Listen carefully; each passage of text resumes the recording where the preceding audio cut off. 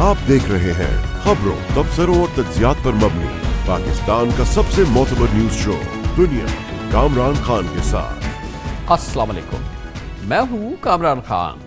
PTI को मखसूस नशिस्तें देने की डेड लाइन जैसे जैसे करीब आ रही है वैसे वैसे चहमगोइयाँ बढ़ रही हैं कि सुप्रीम कोर्ट ऑफ पाकिस्तान की रेट कायम रहेगी या एक बार फिर गैर मौसर हो जाएगी, क्योंकि शहबाज हुकूमत और इलेक्शन कमीशन ने अदालत उज़्मा के फुल कोर्ट के अक्सरियती फैसले की मुखालिफ पोजीशन ली हुई है। 12 जुलाई को चीफ जस्टिस काजी फाइज ईसा की सरबराही में 13 रुकनी फुल बेंच में सीनियर तरीन जज जनाब जस्टिस मंसूर अली शाह समेत 8 जजेस ने अक्सरियती फैसला सुनाया था और कौमी और सूबाई असम्बलीज की 77 नशिस्तें PTI को देने का हुक्म दिया था। मखसूस नशिस्तें जिस पर अमल दरामद के लिए फैसला कुन काउंटडाउन जारी है।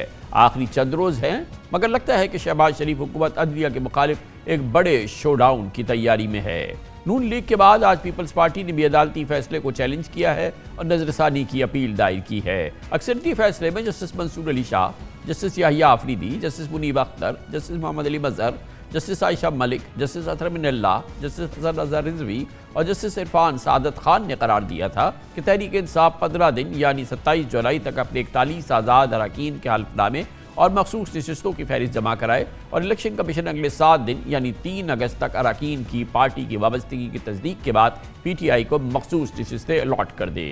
इस मुख्तसर अदालती हुक्मनामे में वाज़ेह मेकानिज़म के बावजूद ना PTI ने अब तक तमाम अरकान की पार्टी वाबस्तगी के हल्फनामे जमा कराए हैं और ना ही इलेक्शन कमीशन फुल कोर्ट के फैसले पर अमल दरामद की हिकमत अमली तरतीब दे सका है। जबकि नून लीग हुकूमत तो इतनी इस्तराब में है कि सुप्रीम कोर्ट के जजेस पर ज़मीर फरोशी के इल्ज़ामात लगा दिए हैं।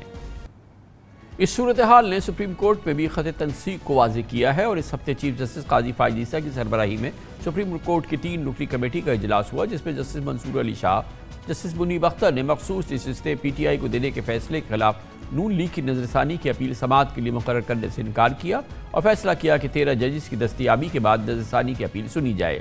इस पर चीफ जस्टिस काजी फाइज ईसा ने अपने इख्तलाफी नोट पर करार दिया कि जजेस के आराम और तातीलात को नहीं बल्कि आइन को तरजीह देनी चाहिए। चीफ जस्टिस ने लिखा कि अगर फौरी तौर पर नजरसानी की अपील समाअत के लिए मुकर्रर न की गई तो ये दरख्वास्त गुजारों के साथ नाइंसाफ़ी होगी। बिलाशुबा सियासी, कानूनी और अदालती मंजरनामे में एक हैजान अंगेज़ी नुमाया है, जबकि इन खदशात में बहुत वज़न है कि शहबाज हुकूमत और इलेक्शन कमीशन एक बार फिर सुप्रीम कोर्ट के फैसले पर अमल दरामद में रख न डाल सकते हैं, क्योंकि पिछले साल साबिक चीफ जस्टिस उमर बंदियाल ने पंजाब असम्बली की तहलील के बाद सूबे में इलेक्शन कराने का हुक्म दिया था, लेकिन शहबाज हुकूमत ने हुकूमतूली में रत्ती भर कसर नहीं छोड़ी थी और उस वक्त भी PTI का इल्ज़ाम है कि उसके अरकान असम्बली को वजारतों की ऑफ़र की जा रही है। आज भी ये बात हो रही है और बात ना मानने पर डराया धमकाया जा रहा है।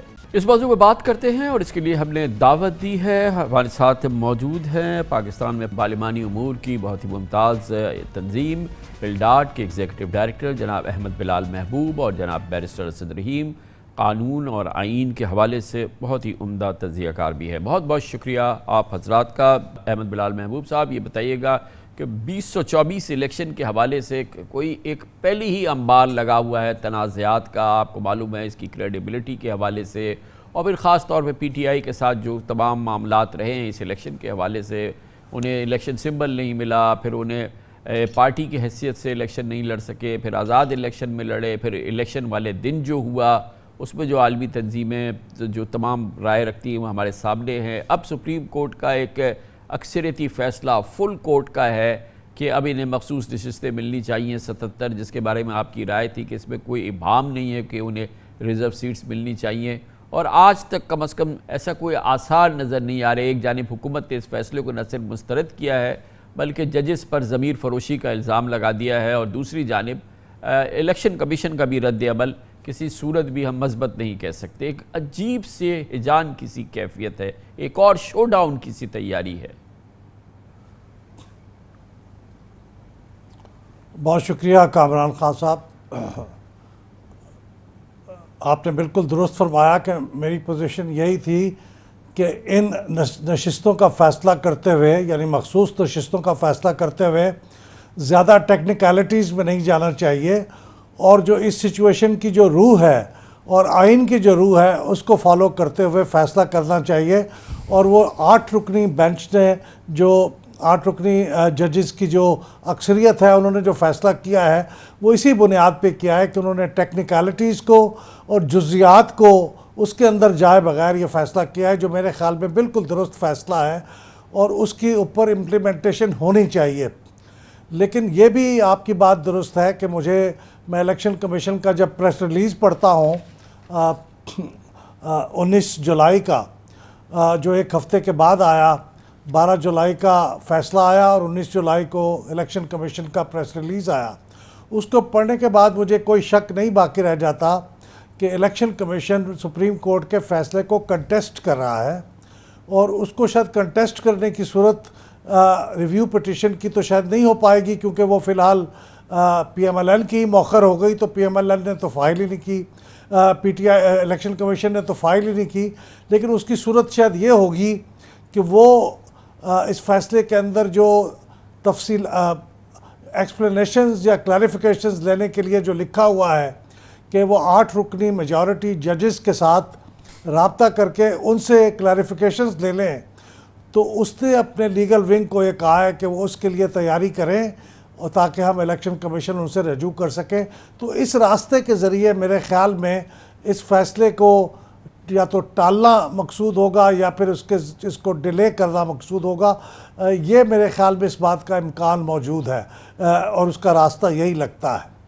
تو اسد رحیم صاحب یہ بتائیے گا کہ ایک جانب تو بہرحال ایک فیصلے پہ تنقید بھی ہو سکتی ہے، تحفظات کا اظہار بھی ہو سکتا ہے، لیکن تسلسل سے دوسری بار ایک بار پھر پاکستان مسلم لیگ نون کی لیڈرشپ جو ہے، اس سے پہلے چیف جسٹس صاحب تھے، جو سپریم کورٹ کی حیثیت تھی، اس پر الیکشن کے حوالے سے جو پنجاب اسمبلی کے الیکشن کے حوالے سے فیصلہ آیا تھا، اس کو نہ صرف مسترد کیا تھا، عمل نہیں کیا تھا، شدید ترین تنقید کا نشانہ بنایا تھا۔ اب یہ بالکل دوسری سپریم کورٹ ہے اور یہ اس وقت چیف جسٹس قاضی فائز عیسیٰ ہیں، فل کورٹ کا فیصلہ ہے، 8 رکنی فیصلہ ہے، اور آپ نے سنا کہ بلا ہیل حجت بڑا جھجک اس فیصلے کو نہ صرف یہ کہ اس کے چیتھڑے اکھاڑے گئے، بلکہ صاف کہا گیا ہے کہ جو ججز یہ کر رہے ہیں وہ ضمیر فروشی کے مرتکب ہوئے ہیں۔ جی بہت شکریہ کامران خان صاحب۔ افسوس سے کہنا ہوتا ہے کہ جب آپ اس طرح کے الفاظ بولتے ہیں تو یہ ایک طرح سے توہین آمیز گفتگو ہے۔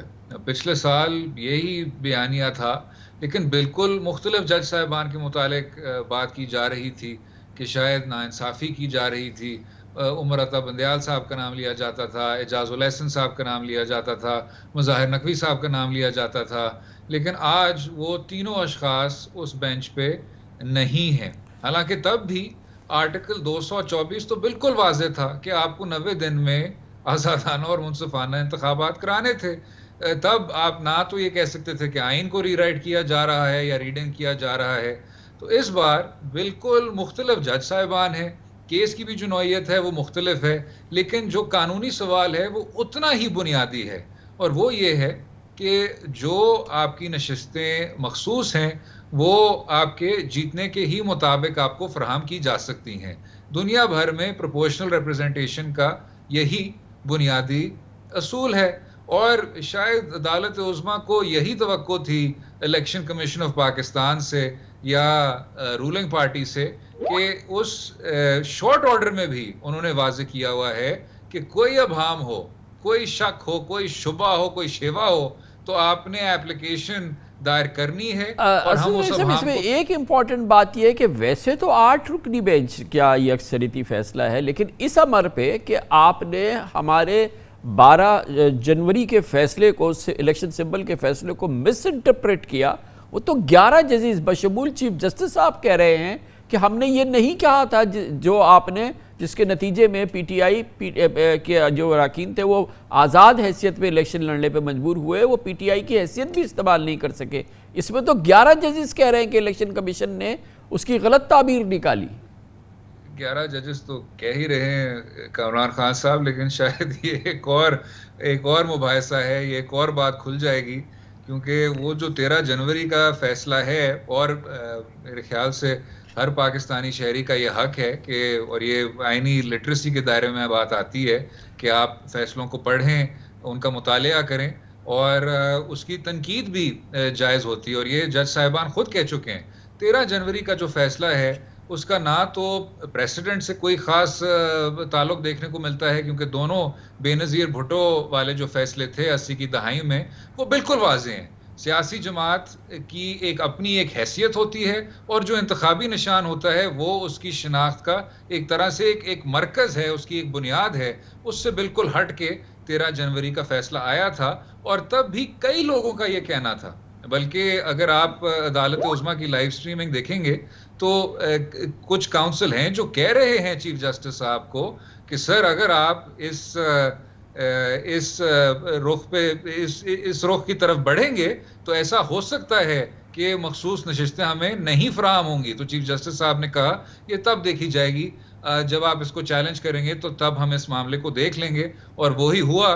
اور وہی چیف جسٹس صاحب کہہ رہے تھے کہ الیکشن کمیشن آف پاکستان نے غلط تشریح کی۔ چلیں، دیر آئے درست آئے۔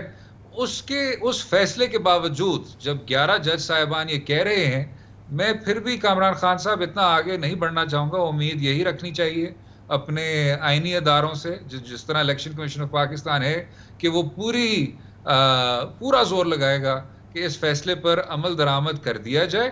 اگر کوئی سیاسی جماعت اس میں ریویو پٹیشن دائر کرنا چاہتی ہے، جس طرح مسلم لیگ نواز اور پیپلز پارٹی نے دائر کیا، وہ ان کا حق ہے، لیکن میں سمجھتا ہوں یہ مس انٹرپریٹ کرنے والی بات ہے۔ وہ لوگ جو کہہ رہے ہیں کہ اس عدالت عظمیٰ کے فیصلے کی حتمی حیثیت نہیں ہے، اس کی حتمی حیثیت ہی ہے، اور ریویو پٹیشن 90% کے طور پہ تو اوور ٹرن نہیں ہوتا۔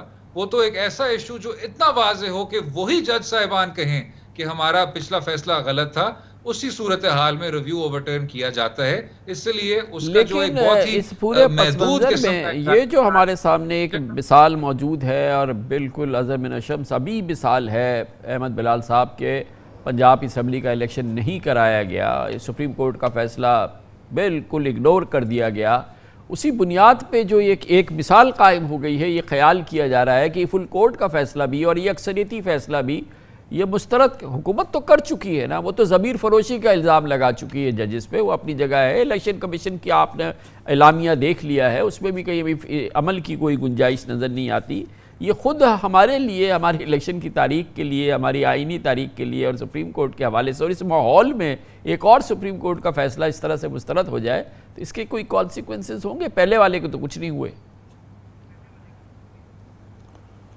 جی کامران خان صاحب، اگرچہ قانونی اور آئینی طور پہ یہ فیصلہ مکمل ہے، یعنی یہ آرڈر ہے، اس کے اوپر عمل درآمد کرنا لازم ہے۔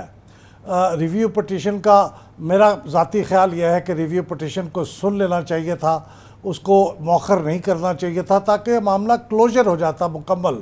لیکن بہرحال ان ججوں نے یہی مناسب سمجھا، ان کی اکثریت نے، کہ ہم ریویو پٹیشن ابھی نہیں سنیں گے، اور ظاہر ہے اس کو مؤخر کرنے کا مطلب یہ ہے کہ وہ مؤثر ہی نہیں رہے گی اس وقت تک، کیونکہ ایک ٹائم ٹیبل دیا ہوا ہے اس پہ عمل کرنے کا۔ اب میرے خیال میں کلیریفیکیشن سپریم کو، الیکشن کمیشن کو ایک بلکہ کہا گیا کہ اگر آپ کو کوئی کلیریفیکیشن چاہیے تو فورتھ ود کریں، فوراً کریں، یعنی ایسا نہیں ہے کہ اس کا انتظار کرنا ہے۔ تو مجھے نہیں معلوم کہ الیکشن کمیشن نے کیا کوئی کلیریفیکیشن سیک کر لی ہے، اور وہ الیکشن کمیشن نے وہ کلیریفیکیشن جو سیک کرنی ہے وہ 8 رکنی میجورٹی والے بینچ سے کرنی ہے۔ تو کیا وہ 8 رکنی بینچ اس وقت موجود ہے یا وہ چھٹیوں پہ جا چکے ہیں کچھ لوگ؟ تو اس کا بھی ایک انحصار اس بات پہ ہوگا کہ 8 رکنی ججز موجود ہوں جن کے سامنے، کیونکہ یہی لکھا ہوا ہے فیصلے میں کہ 8 رکنی بینچ کے سامنے، 8 ججوں کے سامنے یہ پیش کیا جائے گا چیمبر کے اندر۔ تو یہ کئی ایسے نقطے اس میں سے نکالے جائیں گے، مجھے یقین ہے، اور شو ڈاؤن ہو سکتا ہے۔ اس بات کا واضح امکان ہے، وہ کیا شکل اختیار کرے گا یہ میں نہیں کہہ سکتا، لیکن اس بارے میں تقریباً جو بیٹل لائنز ہیں وہ ڈرا ہو چکی ہیں، مجھے ایسے لگتا ہے۔ تو انفارچونیٹ ہے لیکن لگتا ہے، مگر اس سے پہلے تو بیٹل لائنز ڈرا ہوئی، فیصلہ جو تھا پنجاب کے الیکشن کا وہ نہیں ہوا۔ آپ نے بتایا کہ آئین کی روح کے مطابق، آئین کے الفاظ کے مطابق اس پہ عمل ہونا تھا۔ اس دفعہ تو یہ نہیں کہا گیا کہ آئین کو ری رائٹ کیا گیا، اس دفعہ تو کہا گیا ہے کہ آئین کو ری رائٹ کر دیا گیا ہے۔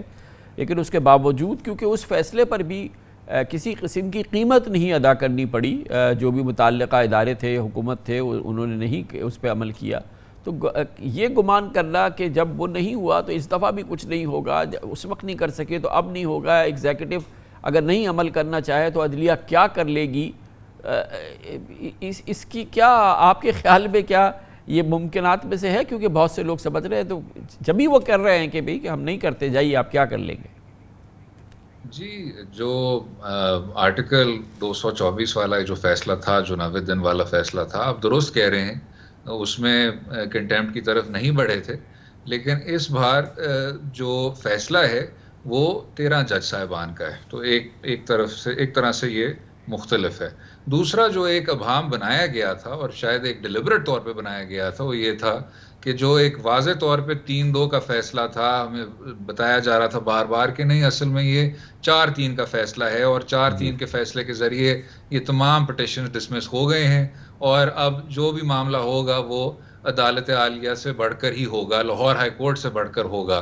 لیکن تب بھی آپ نے دیکھا الیکشن کمیشن آف پاکستان، جس کو واضح طور پہ یہ ایک طرح سے ڈائریکٹو دیا ہوا تھا کہ آپ اب اس پر فیصلہ کریں، صدر کے ساتھ بیٹھیں، تو اس پر بھی عمل درآمد نہیں کیا گیا تھا۔ یہاں 13 جج صاحبان ہیں، اس میں سے جو آپ نے پہلے سے ہی آپ اپنے ابتدائیہ میں بھی ذکر کر چکے ہیں کامران خان صاحب، 8 جج صاحبان کی اکثریت ہے، لیکن وہاں بھی 11 جج صاحبان کا کہنا ہے کہ الیکشن کمیشن آف پاکستان نے غلط طور پہ تشریح کی، اور پاکستان تحریک انصاف کو مخصوص نشستیں ملنی چاہیے۔ ان کی کیا تعداد ہے، اس میں پھر آپ نے دیکھا یہ ایک طرح سے ان دونوں اوپینینز میں تفریق کرنی چاہیے۔ تو یہاں جج صاحبان بھی زیادہ ہیں، فل کورٹ کا فیصلہ بھی ہے، اس طرح کی انٹرنل ڈویژن نہیں دیکھنے کو مل رہی، اس پہ ایک ابہام کریٹ کرنے کی بھی گنجائش ہے، وہ بھی کم ہے، کیونکہ یہاں پوری طور پہ اکثریتی فیصلہ ہے۔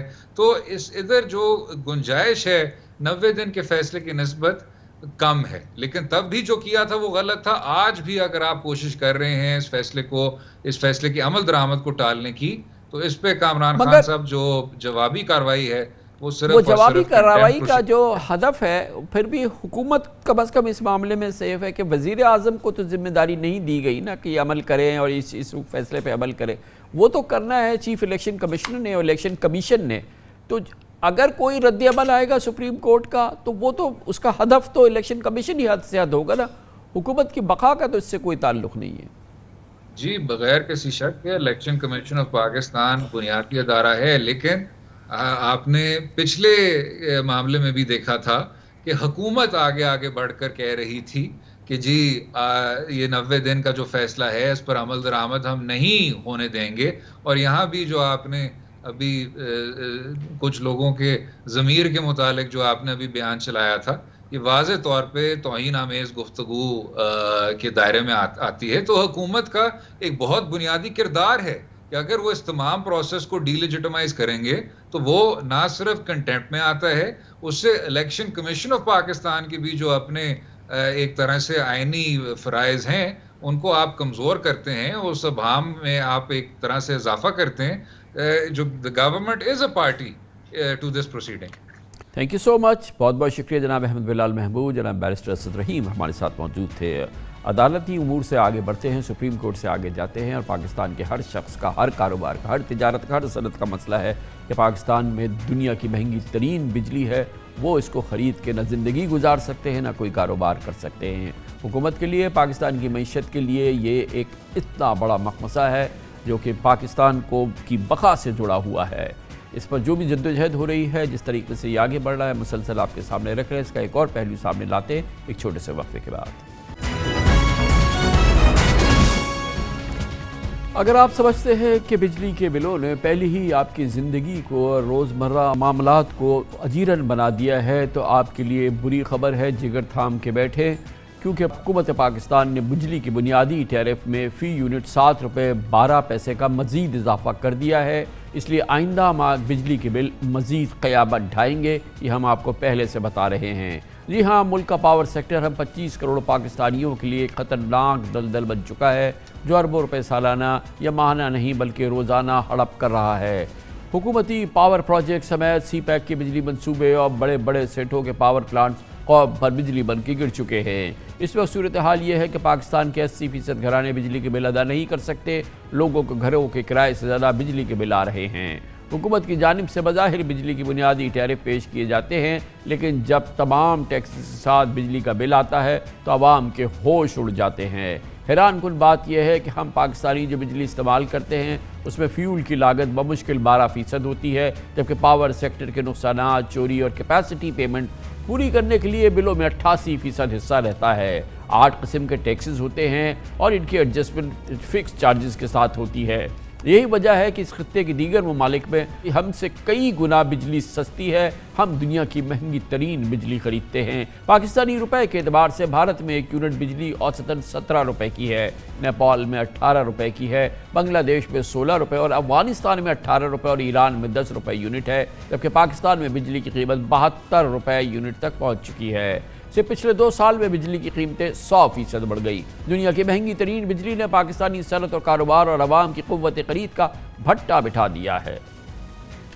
دراصل ہماری سابقہ حکومتوں نے آئی پی پیز کے ساتھ بجلی کی لاگت، قرضوں پر سود، سرمایہ کاری پر منافع اور کیپیسٹی پیمنٹ پر غیر منصفانہ معاہدے کیے، جن کے تحت بجلی کی ضرورت ہو یا نہ ہو، چاہے پاور سسٹم بجلی کی ترسیل اور تقسیم کی صلاحیت رکھتا ہو یا نہ رکھتا ہو، بجلی کے بلوں کی وصولی ہو یا نہ ہو، ہمیں بہرحال آئی پی پیز کو ادائیگیاں کرنی ہوتی ہیں اور سے پچھلے سال 1954 ارب روپوں کے آئی پی پیز کی ادائیگیاں کی گئیں۔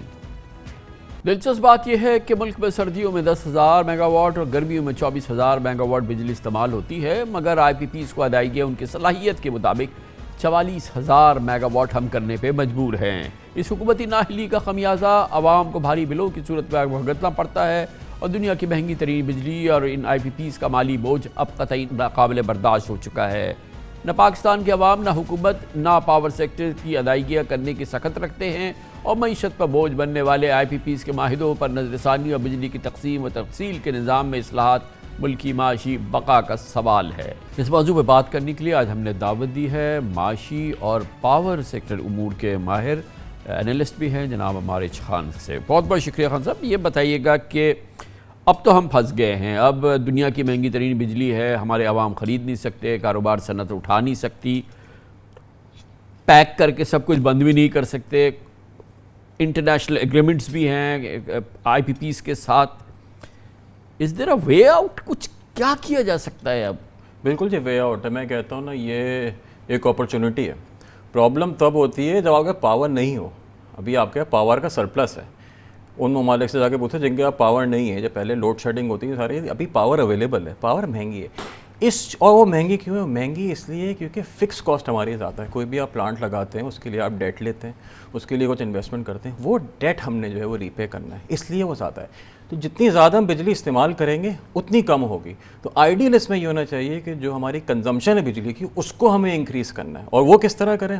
مختلف پلان ہو سکتے ہیں۔ انکریمنٹل کنزمپشن کے اوپر جو ہے وہ ڈسکاؤنٹڈ ریٹ دیتے ہیں، انڈسٹریل اس کو ایکٹیویٹ کرنے کے لیے آپ ڈسکاؤنٹڈ ریٹ کر سکتے ہیں۔ مختلف طریقے ہیں تک کہ جو ایگزسٹنگ نیٹ ورک ہے اس کو آپ زیادہ سے زیادہ استعمال کر سکیں۔ لیکن کاسٹ بھی تو کم کر سکتے ہوں، تو کاسٹ ہم کسی صورت سے کم کریں کہ جب ہم 22,000 میگا واٹ ہم خرچ کر رہے ہیں، 44,000 بنا رہے ہیں اور وہ کاسٹ بھی دے رہے ہیں جو فردر 22,000 کی ہے، اس کی کیپیسٹی پیمنٹ دے رہے ہیں، اس کے سارے فائنینشیل چارجز دے رہے ہیں، تو اس کاسٹ میں ایک بڑا چارج جو ہے وہ نان پیمنٹس ہے، لائف لائن ہمارے کسٹمرز ہیں، ہماری انیفیشنسیز ہیں، ٹرانسمیشن اینڈ ڈسٹریبیوشن لاسز ہیں، اور ایک ٹوٹل جو پبلک سیکٹر کی مس مینجمنٹ ہے وہ ہے۔ اس میں بھی تو امبیڈڈ ہے یہ سارا مسئلہ جو ہم جس کی ہم پے کر رہے ہیں۔ دیکھیں نا، اگر ہم اوور آل اسٹرکچر دیکھیں، تقریباً ہماری جو پاور پرچیز پرائز بنتی ہے، پاور پلانٹ تک کی جو پرائز بنتی ہے، انفیکٹ ڈسٹریبیوشن اور ٹرانسمیشن ملا کے تقریباً 35.5 روپے بنتی ہے۔ 35.5 روپے میں سے تقریباً 18 روپے 40 پیسے جو ہے وہ آپ کی کیپیسٹی پیمنٹ ہے۔ کیپیسٹی لوگ کہتے ہیں کافی خطرناک لفظ آج کل بن گئے کیپیسٹی۔ کیپیسٹی میں کیا ہوتا ہے؟ کیپیسٹی میں سے 18 میں تقریباً 9 سے 10 روپے جو ہے وہ صرف آپ کی ڈیٹ ری پیمنٹس ہیں، یعنی کہ جو پروجیکٹ ہم نے لگائے اس کے لیے ڈیٹ تو لینا پڑتا ہے۔ نیوکلیر پاور پلانٹ ہم نے لگایا، اس کی useful life will be 50 years to 80 years. Dams ہیں 50 ایئرس 40 ایئرس 50 ایئرس کی لائف، مگر پیمنٹ ہمیں ابھی کرنی ہوتی ہے۔ This is very low cost electricity, مگر پیمنٹ اس کی ہمیں ابھی کرنی ہوتی ہے۔ تو اس کا ایک طریقہ یہ ہے کہ جو مختلف ڈیٹ کے معاہدے ہیں ان کو کسی طرح ایڈجسٹ کیا جائے، ان کی تھوڑی پیمنٹس کو ایکسٹینڈ کیا جائے تاکہ اس میں سے جو ہے ایک ڈیلٹا نکلے اور وہ پھر کنزیومر کو پاس آن ہو سکے۔ دوسری چیز بالکل آپ نے بولا کہ جو انیفیشنسیز ہیں اوور آل، تھیفٹ ہے، کراس سبسڈیز ہیں، ان کو آہستہ آہستہ جو ہے وہ ختم کرنے کی ضرورت ہے، کیونکہ وہ یہ کہ 35 روپے سے لے کے جب ایونچولی گھر کا کسی کا بل آتا ہے 55 روپے 60 روپے بھی بولتے ہیں کہ جی یہ کیا ہو رہا ہے۔ تو بہت ساری ایسی انیفیشنسیز ہیں جو کہ ختم کرنے کی اس میں ضرورت ہے۔ تو اب اس کے اندر بنیادی چیز یہ ہے کہ ग्रोथ आ जाए, लोग काम करना शुरू करें, कारोबार खुलें, इंडस्ट्री में इजाफा हो, कोई ग्रोथ मिले, कोई एक्सपेंशंस आएँ, तो उससे हमारी बेहतरी आ सकती है। लेकिन और उसका भी पॉसिबल है कि हम जो हमारे यहाँ इंटरेस्ट रेट है, जो हमारे यहाँ उस वक्त उसकी कॉस्ट है, ये सारी चीज़ें बहुत ज़्यादा महंगी है। अगर वो कम होती है और उसमें ग्रोथ आती है तो फिर बिजली ज़्यादा इस्तेमाल होगी और शायद उससे कुछ बेहतरी के इम्कानात पैदा हो। बिल्कुल ऐसा ही है। अभी जो हमारी जैसे इंडस्ट्रियल टैरिफ जो हैं अभी कम किए गए हैं, क्रॉस सब्सिडी थी कंज्यूमर, हाउस होल्ड और इंडस्ट्रियल टैरिफ के, इंडस्ट्रियल टैरिफ अभी कम किए गए हैं। तकरीबन इंडस्ट्रियल टैरिफ में ख्याल से 45 रुपये के आसपास है। अगले 4 महीने में ये जब क्वार्टरली एडजस्टमेंट्स होंगी सारी चीज़ों की, तो ये और कम हो जाएगा। तो अगर आप पिछले साल से अगर कंपेयर करें, इंडस्ट्रियल टैरिफ तो एक्चुअली कम हुआ है। डॉलर टाउन में देखें तो टैरिफ और कम है, तकरीबन 12 सेंट के आसपास जो है वो टैरिफ आ गया। क्या और गुंजाइश है? बिल्कुल गुंजाइश है, मगर इंक्रीमेंटल कंजम्पशन पे अगर कोई डिस्काउंटेड स्कीम आती है, अगर कोई ऐसी चीज़ आती है कि जी आप लेट्स से कि आपने पिछले साल 1000 यूनिट इस्तेमाल करे थे, इस दफ़ा अगर आप 1300 यूनिट इस्तेमाल करते हो, 300 यूनिट जो है वो एक सिग्निफिकेंट डिस्काउंट पे आपको दिए जाएंगे। इससे आप स्टिमुलेट कर सकते हैं इंडस्ट्रियल एक्टिविटी को। कुछ ऐसी स्कीम आ सकती है कि जो बिल्कुल आप नए यूनिट लगा रहे हैं, उनको कहते हैं अगले 4 साल 5 साल तक उनका बिल इतने डिस्काउंट पे होगा। तो इंडस्ट्रियल ग्रोथ को रिवाइव करने के लिए बहुत सारी चीज़ें मौजूद हैं, क्योंकि हमारे पास सरप्लस कैपेसिटी अवेलेबल है। तो वही वाली बात है कि अपॉर्चुनिटी को किस तरह इस्तेमाल करना है, ये चीज़ ज़्यादा इंपॉर्टेंट है। तो अब 2 हिस्से हैं, एक है हमारे लोकल IPPs, 2008 के IPP, 2015 के IPPs, उसके बाद फिर चाइनीज़ IPPs, ये हमारे मुख्तलिफ हिस्सों में है। और इसमें बहुत सा एक बड़ा हिस्सा ये है कि उन्होंने बहुत सॉलिड मुनाफे कमाए, वो बिल्कुल आराम से कैलकुलेट हुए हुए हैं, उन सबको पता है। उसके बाद उनके ख़त्म होने वाले हैं कुछ के, वो तो अब 2004 वाले हैं, वो तो अब ख़त्म हो जाएंगे 1-2 साल के अंदर। फिर है 2015 वाले, वो उनमें आगे बढ़ेंगे। फिर ये चाइनीज़ वाले हैं, वो और आगे बढ़ेंगे। तो इसका एक रास्ता जो अगर निकालना हम चाहें कि वो किस तरीके से हम वो रास्ता निकाल सकते हैं, चाइनीज़ का अलग डील करें, जो ख़त्म होने वाले हैं उनको अलग से डील करें, पाकिस्तानी तो हमारे काबू में है ना, उनसे तो हम और बेहतर तरीके से डील इसमें मैं बताऊं कामरान साहब, ये और जो इसका वो जो एक पूरा कमीशन बना था, मोहम्मद अली साहब ने जो रिपोर्ट बनाई थी, उसका भी कोई हल नहीं निकला। इसमें मैं बताऊं, हम लोग जो है ना, हमारा कॉन्सेप्ट ये है कि कोई मुनाफा ज़्यादा बना रहा है तो क्यों बना रहा है। जी जी, ठीक है, ये जो है ना बड़ी चीज़ होती है। प्रॉब्लम मुनाफे का नहीं है। लेट्स से कि जितना ही मुनाफा है ना, समझें कि 35 रुपये पावर परचेस प्राइस मैंने बोला, उसमें 18 रुपये कैपेसिटी चार्ज है। मुनाफा इसमें 3 से 4 रुपये से ज़्यादा नहीं है। ठीक है, लोग समझते हैं कि सारा मुनाफे में ही जा रहा है। अगर मैं कैपेसिटी पेमेंट का ब्रेकअप देखूँ, तकरीबन 55 to 60% of my capacity is just debt repayment, जो कि मुख्तलिफ, और उसमें से जो आधी है तकरीबन 50% ऑफ माई कैपेसिटी पेमेंट है debt repayment for nuclear power and hydel power, तो विच इज़ पब्लिक ओन्ड, ठीक है, विच इज़ गवर्नमेंट ओन्ड। तो आधी capacity payment essentially goes back to the government, और गवर्नमेंट जो है वो इवेंचुअली उससे डेट रीपे करती है। अब सवाल इसमें ये आता है कि do you plan for long term या डू यू प्लान फॉर 2 या 3 साल के लिए। वो प्रोजेक्ट 50 साल 80 साल के लिए हैं, तो उनकी इसीलिए आगे जाके वैल्यू बहुत निकलेगी। एक छोटी सी एग्जांपल दूं, जब तरबेला या मंगला की फाइनेंसिंग हुई थी, US एग्जिम बैंक ने करी थी उस ज़माने में, 80s में जो है तकरीबन 50% of dollar outflow was for Tarbela और मंगला ओनली, क्योंकि डेट इतनी बेताशा पेमेंट होती। मगर एक दफ़ा उनकी पेमेंट्स ख़त्म हो गई, अब चीप इलेक्ट्रिसिटी आप उससे बेताशा बना सकते हैं। तो पाकिस्तान का जो एनर्जी मिक्स है वो अभी बहुत अच्छा है। तकरीबन 55% जो है न्यूक्लियर, हाइडल और मुख्तलिफ रिन्यूएबल से हमारा वो चलता है। तो इस चीज़ पे जो है फोकस करने की ज़्यादा ज़रूरत है। जहाँ तक बात है कि IPPs की, इसमें हम इसको 2-3 हिस्सों में डिवाइड कर लेते हैं। एक आपके 94 और 2002 वाले आ जाते हैं। इसमें जो है जो प्लांट्स नहीं चलते या जो RFO पे हैं या जो ऐसी टेक्नोलॉजी पे हैं जो कि एसेंशियली पुरानी हो गई, ऑब्सोल्यूट हो गई है, उनको आप टेक और पे से टेक एंड पे कन्वर्ट कर सकते हैं थ्रू म्यूचुअल नेगोशिएशंस व्हाटएवर। फिर उसके बाद आप 2002 में भी ये कर सकते हैं, क्योंकि आपके पास नई कैपेसिटी भी आ रही है। मोर इम्पॉर्टेंटली फिर जो 2015 वाले हैं, अच्छा 2015 में प्रॉब्लम डेट का है। अभी सिर्फ एक दफ़ा उसका डेट सेटल हो जाता है या उसकी डेट की आप ऐसी मैनेजमेंट कर लें कि उसकी जो पीरियड है वो थोड़ा आगे हो जाए, शिफ्ट हो जाए, तो ऑटोमेटिकली वो चीज़ कम आ जाएगी। तो वो यही है ना कि हम लोग जब करते हैं वी अटैक पर्सनैलिटीज़ या वी अटैक पीपल या वी अटैक प्रॉफिट्स, बजाय इसके कि इस चीज़ को सॉल्व करने के लिए। दिस इज़ अ प्रॉब्लम जो कि सॉल्वेबल है डिफरेंट तरीक़ों से। पुराने IPPs जो हमको, अच्छा आप सबको रिटायर भी कर दें, अज्यूम कर हम कहते हैं कि जी सारे जो IPP हैं 2002 तक के आप रिटायर कर दें, ٹوٹل اس سے جو نیٹ بینیفٹ آپ کے ٹیرف پہ ہوگا 1.25 سے 1.5 سے زیادہ نہیں ہوگا. آج آپ بولتے ہیں جی میں سب کا منافع ختم کر دیتا ہوں. آج کوئی آتا ہے بولتا ہے کہ جی it will be a very popular move کہ جی میں سب کا منافع ختم کرنا, کوئی IPP مشکل سے آپ کا ٹیرف 1.5 سے 2 روپے کم ہوگا, مگر اس کی جو انٹرنیشنل امپلیکیشنز ہوں گی, جو انویسٹر پہ امپلیکیشن ہوں گی, وہ کئی زیادہ ہوں گی.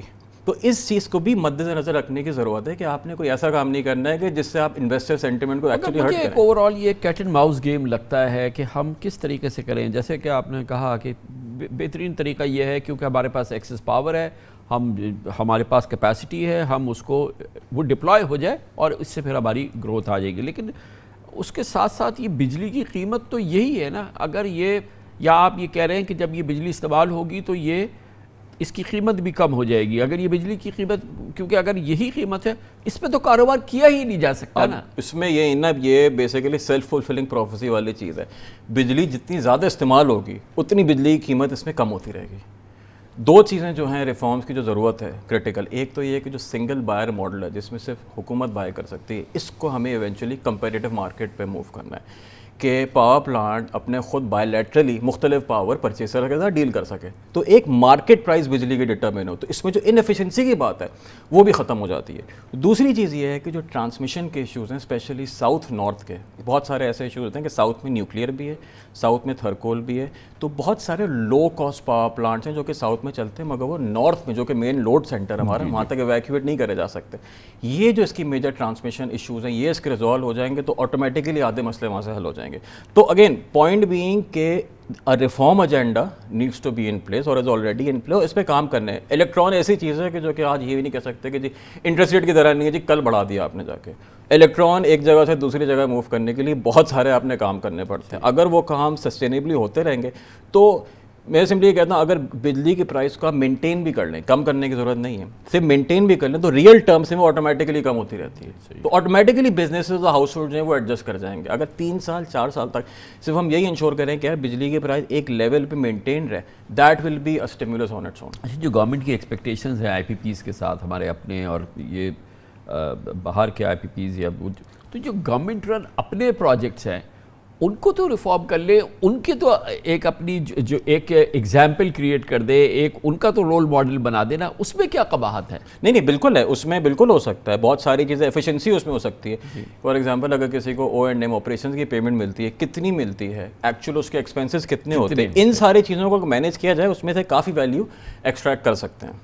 اور اسی کے ساتھ آپ یہ سمجھتے ہیں کہ پہلا حل یہ ہے کہ جو انٹرنیشنل IPPs ہیں وہ یہ کہ ہم ان کی ڈیٹ کی ری پروفائلنگ کر لیں, بس ری پروفائلنگ کر لیں. یہ 3 سال میں, مگر ہم یہ 3 سال 5 سال ہی ہوگی نا, اور بینکس تو نارملی کرتے ہیں وہ بھی کر لیں گے, مگر ان کو شاید یہ یقین نہیں ہے کہ ہم اس کے بعد بھی اپنے آپ کو سدھار سکیں گے. دیکھیں اس میں جو ہے نا آئی تھنک ہم لوگ جو ہیں اپنے آپ کو بہت برا سمجھتے ہیں, سیلف انفلکٹڈ جیسے کہتے ہیں نا, کافی وہ کہتے ہیں. دنیا بھر میں جتنی بھی ڈیولپنگ اکانومیز ہیں ہر کوئی کسی نہ کسی کی ڈیٹ کرائسس سے گزر رہا ہے.